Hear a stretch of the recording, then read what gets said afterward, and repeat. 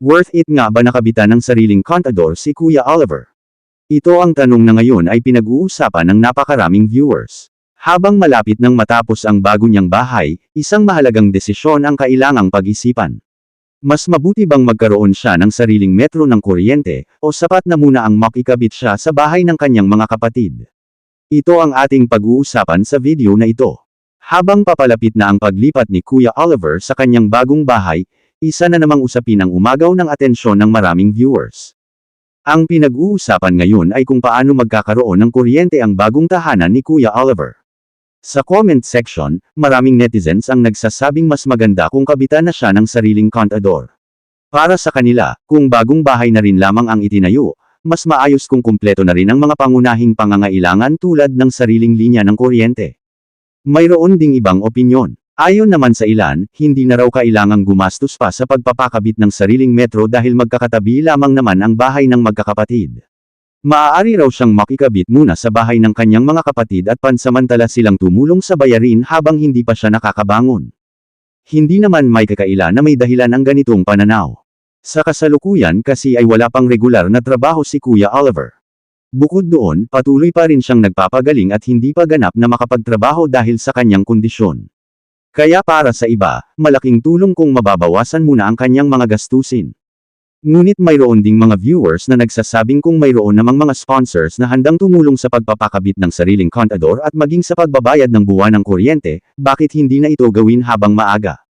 Dahil kung tutuusin, minsan lang magpapakabit ng metro, ngunit pang matagalan na ang benepisyo nito. Ngayon, pag-usapan natin ng praktikal. Sa tingin ko, hindi na dapat tanungin kung kailangan ba ng sariling kontador si Kuya Oliver. Ang mas tamang tanong ay kailan ito dapat ipalagay. Bakit? Dahil kung ang layunin natin ay magkaroon siya ng sariling bahay, dapat kumpleto rin ang mga pangunahing pangangailangan nito. Isa na roon ang sariling linya ng kuryente. May nagsasabi na libre na lang siya sa bahay ng kanyang mga kapatid dahil magkakatabi lang naman sila. Maganda pakinggan iyon, pero isipin natin ang pangmatagalan. Kapag nakikikabit ka sa metro ng iba, kahit pamilya pa iyan, darating ang panahon na magkakaroon ng usapan tungkol sa konsumo.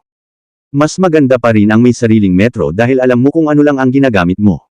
Isa pa, hindi habang buhay ay aasa si Kuya Oliver sa tulong ng iba. Ngayon, oo, wala pa siyang trabaho at patuloy pa siyang nagpapagaling. Pero ang bahay na ginagawa para sa kanya ay hindi lang para sa ngayon. Ang bahay na iyan ay para sa susunod na 5, 10 o 20 taon. Kaya kung may pagkakataon ng ayusin ang sistema ng kuryente habang maaga pa, bakit pa ito ipagpapaliban? Ang maganda pa rito, hindi naman siya nag-iisa. May mga sponsors na handang tumulong. Kung may sponsor na sisigot sa pagpapakabit ng sariling kontador, malaking tulong yun hindi lang kay Kuya Oliver kundi pati sa buong pamilya dahil magiging maayos at malinaw ang lahat. Sa ganitong paraan, hindi na kailangang umasa sa pansamantalang solusyon. Ang may tatayo ay isang bahay na talagang handa para sa pangmatagalang pamumuhay. Kung ako ang tatanungin, naniniwala akong worth it na kabitan ng sariling kontador si Kuya Oliver. Hindi dahil kailangan niyang gumastos agad, kundi dahil ito ay isang investment para sa kanyang kinabukasan. Sa ngayon, maaaring wala pa siyang kakayahang magbayad ng tuloy-tuloy dahil wala pa siyang trabaho. Pero hindi naman ibig sabihin ito na habang buhay na siyang mananatili sa ganoong sitwasyon.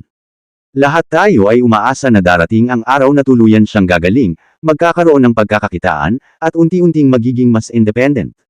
At kapag dumating ang araw na iyon, malaking bagay na mayroon na siyang sariling metro. Isa pa, alam naman nating napakaraming taong sumusuporta kay Kuya Oliver.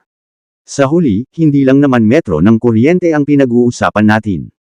Pinag-uusapan natin ang isang tahanang may sariling pagkakakilanlan, may sariling responsibilidad, at may maayos na pundasyon para sa mga susunod na taon.